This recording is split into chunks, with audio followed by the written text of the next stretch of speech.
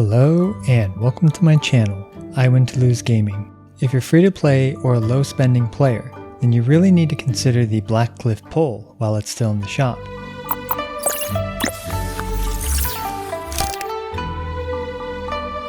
I'm going to break down what I think are the best weapons for the upcoming character, Xiao. Xiao is a character that will specialize in plunge damage, especially at constellations 1 through 5.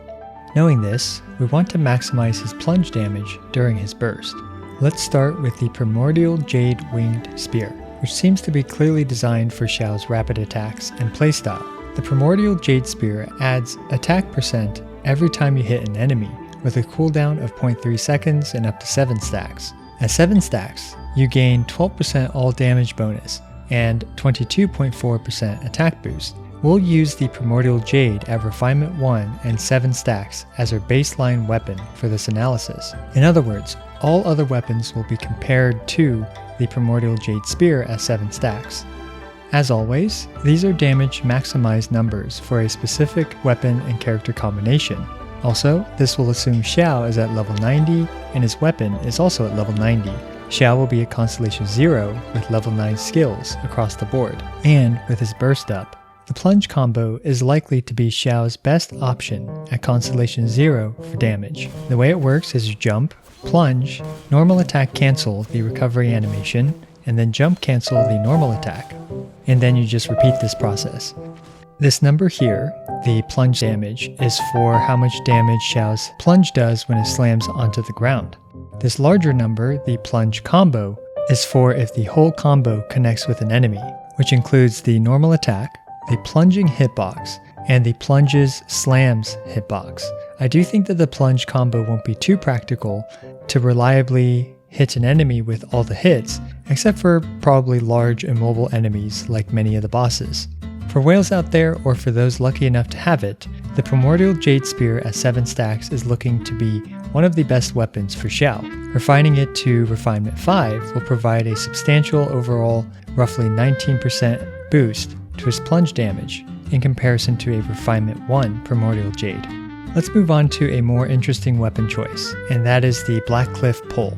From my calculations, the Blackcliff Pole is looking to be one of Xiao's best free-to-play weapon options. The way the Blackcliff Pole works is that after a kill, Xiao gains a percentage attack buff, and this is stackable for up to 3 times. So at 3 kill stacks, and at Refinement 5, the Blackcliff Pole will be nearly as good as a Refinement 1 Primordial Jade Spear. To put this into perspective, for Gan Yu, a Refinement 5 Warbow or a Refinement 5 Prototype Crescent are around 85% of a Refinement 1 Amos bow. So if you want to compare free-to-play weapon choices between the two characters, Xiao's Blackcliff Pole is an even more competitive option to his best weapon than Gan Yu's free-to-play options are to her best weapon. Unfortunately, without any kill stacks up, the Blackcliff Pole isn't that great, hovering around 74% of a Primordial Jade with 7 stacks. But if we compare the Blackcliff to the Primordial Jade without any stacks, the Blackcliff is only around 13% lower. It is worth noting that sometimes getting Blackcliff stacks isn't practical, like in an abyss floor with only a couple enemies, or against bosses. But given how, in many situations, it is comparable to the Primordial Jade, the Blackcliff Pole is likely to be one of Xiao's best free-to-play options. But before you run off to get the Blackcliff Pole, please continue watching as you really need to know about the Lithic Spear as well. Speaking of which, to get the Blackcliff Pole, you just go to the starglitter shop, and the Blackcliff weapons are on a monthly rotation with the Royal series of weapons. So if you're watching this before February 1st, you can still have the option to purchase the Blackcliff Pole. Now, I wanted to quickly talk about the Deathmatch as well, which is an affordable Battle Pass weapon. Keep in mind that with Deathmatch, you always have one of its buffs up. The nice thing about this is that its damage floor, so the lowest amount of damage it can do, is a tad higher than the Blackcliff Pole. And at higher refinements, its damage floor is much higher than the Blackcliff's damage floor. Unfortunately, getting this weapon to Refinement 5 will take 5 premium battle passes and around 5 months or so of time. Unfortunately, none of the craftable spears are great for Xiao's plunge damage, but out of these options, I'd say that the Prototype Crescent is likely your best bet. I personally also don't recommend the Royal Spear because it just gets worse as your artifact quality goes up. The higher your crit rate is, the worse the Royal Spear is. However, if you don't want to worry about crit rate or the artifacts you plan to use have insane crit damage rolls with almost no crit rate rolls, then you can consider the Royal Spear. Just know that at around 40% crit chance, you'll get maybe 1 to 2 stacks of the Royal Spear's crit bonus on average. And if your Xiao's at 80% crit rate, you'll just get a few percentage points of crit on average. So, at that point, the passive becomes nearly useless.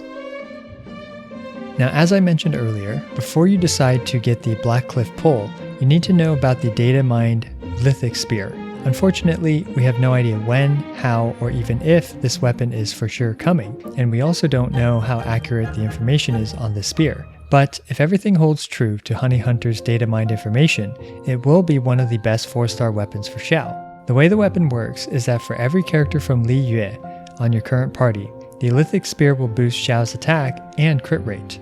With 4 characters from Li Yue and at Refinement 5, this will boost Xiao's attack percent by 44% and his crit rate by 28%, which is absolutely massive. On top of that, it's unconditional during battle, because once you've set your party and fight something, you won't be gaining or losing any of these stacks. But with that in mind, it is actually extremely restrictive on team building. In particular, there is currently no Animo character from Li Yue besides Xiao. If you've been following Xiao's kit, it looks like he really wants an Animo battery in his party. We also don't know if the Traveler counts towards this buff, but I'm just going to assume that she doesn't. And on top of that, the Traveler is kind of a poor choice as an Anemo battery for Xiao. It's highly recommended to run Xiao with an Anemo battery like Sucrose, Jean, or Venti. And unfortunately, all of them are from Mondstadt. So pragmatically speaking, we can only rely on having 3 characters from Li Yue. For your party, you have Xiao himself, who's from Li Yue, an Anemo battery from Mondstadt, preferably Jean, Sucrose, or Venti, and then 2 characters from Li Yue.